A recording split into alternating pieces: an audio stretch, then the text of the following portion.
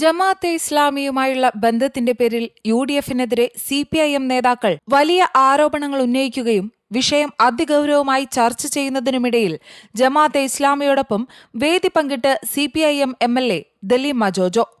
ആലപ്പുഴയിൽ ഈ മാസം 11-ന് നടന്ന പരിപാടിയിലായിരുന്നു CPIM MLA പങ്കെടുത്തത്. കഴിഞ്ഞ ദിവസം മന്ത്രി V. അബ്ദുറഹിമാൻ ജമാഅത്തെ ഇസ്ലാമിയുടെ പരിപാടിയിൽ ഉദ്ഘാടകനായി എത്തിയത് വാർത്തയായിരുന്നു. അതിനു പിന്നാലെയാണ് MLA ദലീമ ജോജോയുടെ വേദി പങ്കിടൽ കൂടി പുറത്തുവന്നിരിക്കുന്നത്. എന്നാൽ വേദിയിൽ നടത്തിയ പ്രസംഗത്തിന് പുറമെ പിന്നണി ഗായിക കൂടിയായ MLA ഒരു പാട്ടും പാടിയായിരുന്നു വേദിയിൽ നിന്നും മടങ്ങിയത്.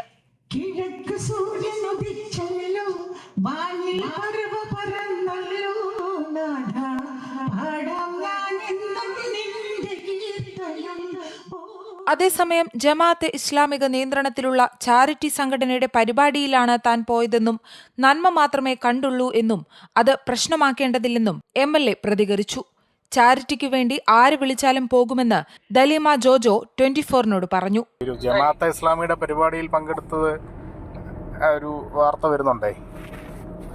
അത് ഞാനവിടെ കനിവെന്ന് പറയുന്ന ചാരിറ്റി ചെയ്യുന്ന സംഘടന അവരെന്നെ വിളിച്ചിട്ട് പറഞ്ഞു, ഒരു പാവപ്പെട്ടവന് വേണ്ടി ഒരു ആംബുലൻസ് കിട്ടുന്നുണ്ട്, അതിന്റെ താക്കോലൊന്ന് നിർവഹിക്കണം എന്ന് പറഞ്ഞു. ചാരിറ്റി എന്ത് ചെയ്യുന്നവരുടെ ചാരിറ്റി ആരെന്ത് ചെയ്താലും അവിടെ മറ്റൊന്നും നമ്മൾ ചിന്തിക്കേണ്ട കാര്യമില്ലല്ലോ. അത് ചാരിറ്റി അല്ലേ. പാവപ്പെട്ടവന് വേണ്ടി എന്ത് ചെയ്യുന്നതിൽ അതിൽ എന്ത് ചിന്തിക്കാനാണ്? നല്ലതായിട്ട് എടുക്കുക, അത്രയേ ഉള്ളൂ. നന്മകൾ ചെയ്യുന്നത് നല്ലതായിട്ട് എടുക്കുക, അത്രയേ ഉള്ളൂ. ഇതിങ്ങനെ പ്രശ്നങ്ങളിലേക്കൊന്നും ഒരിക്കലും പോകരുത്. അങ്ങനത്തെ പ്രശ്നങ്ങൾ എന്നോട് സംസാരിക്കുകയും ചെയ്യരുത്. കാരണം എന്നെ വിളിച്ചത് അർ-റഹ്മാൻ ചാരിറ്റബിൾ ട്രസ്റ്റിന്റെ പ്രധാനപ്പെട്ടവരെ എന്നെ വിളിച്ചു പറഞ്ഞത് ഇങ്ങനെ ഒരു ആംബുലൻസിന് വേണ്ടി താക്കോൽ ദാനം ചെയ്യണം. ഞാൻ കനിവെന്ന് പറയുന്ന സംഘടന ചാരിറ്റി ചെയ്യുന്നതാണ്, നാട്ടില് ഒത്തിരി ചാരിറ്റി ചെയ്യുന്നതാണ്. ഞാൻ അതിനു വേണ്ടി പോയി, അത്രയേ ഉള്ളൂ.